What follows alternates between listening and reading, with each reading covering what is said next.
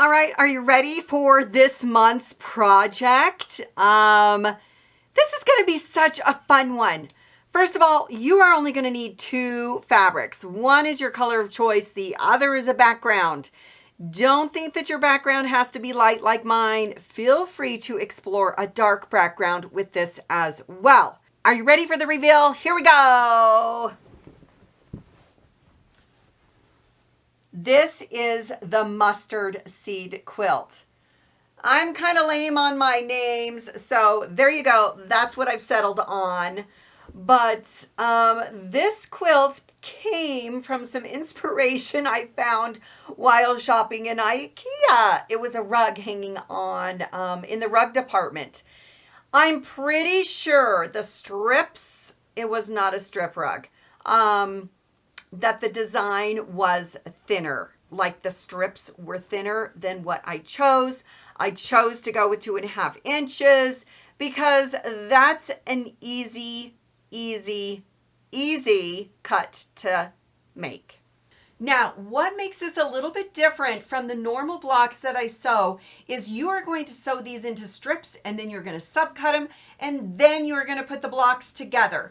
Also, you notice that the blocks have, let me see, they've got, this block has two sashing strips right here and that are smaller, and then one long sashing strip that goes right through the center of the block.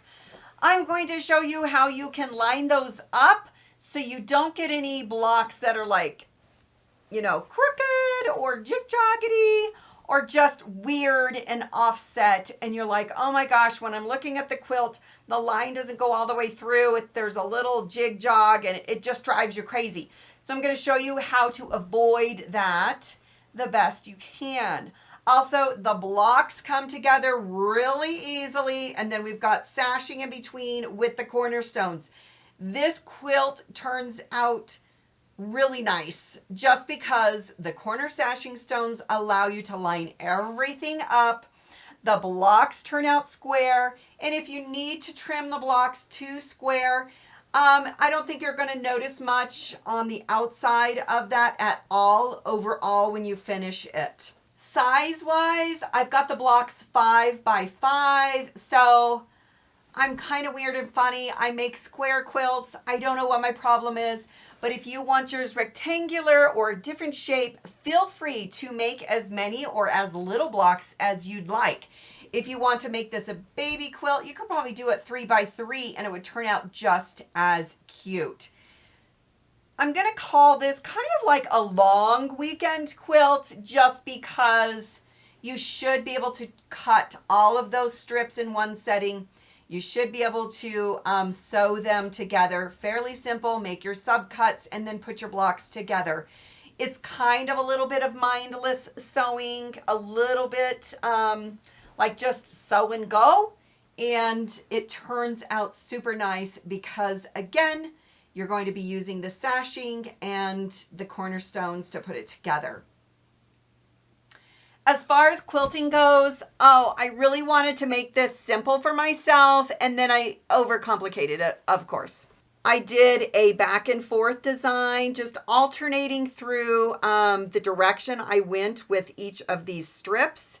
And then in the white section area, I did, I don't know, it's not a paisley, it's kind of a little bit of a feather with a few little circles. I did my best. It's not my favorite. I should have just done an overall quilt design for this whole thing, but of course I did not. For the outer sashing, I did big loop, little loop. And I believe for my other sashing, yep, I just did circles. I highly recommend an overall quilt design for this though, because it would actually sew or finish up super quick.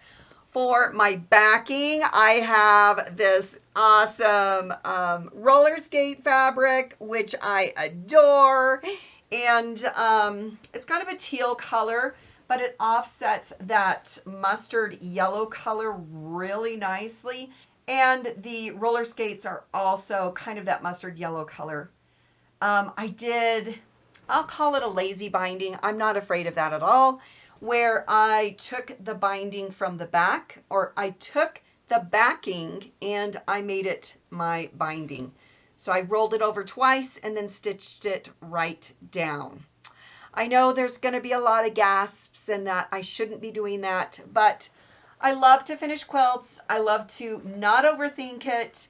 And if that works sometimes for me, then that works for sometimes for me. It is finished. I'm calling that a win. And if you want to get your hands on this pattern, it is available inside the membership Patchworkers Plus.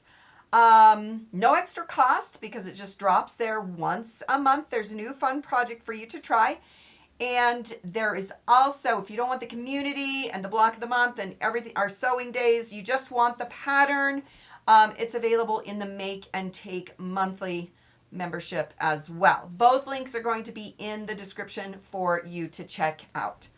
All right, this is the quilt we are making this month. I cannot wait to see the two fabrics that you decide to use for your quilt. And if you're a member, please share it in the gallery with us for us to see your version of the mustard seed quilt.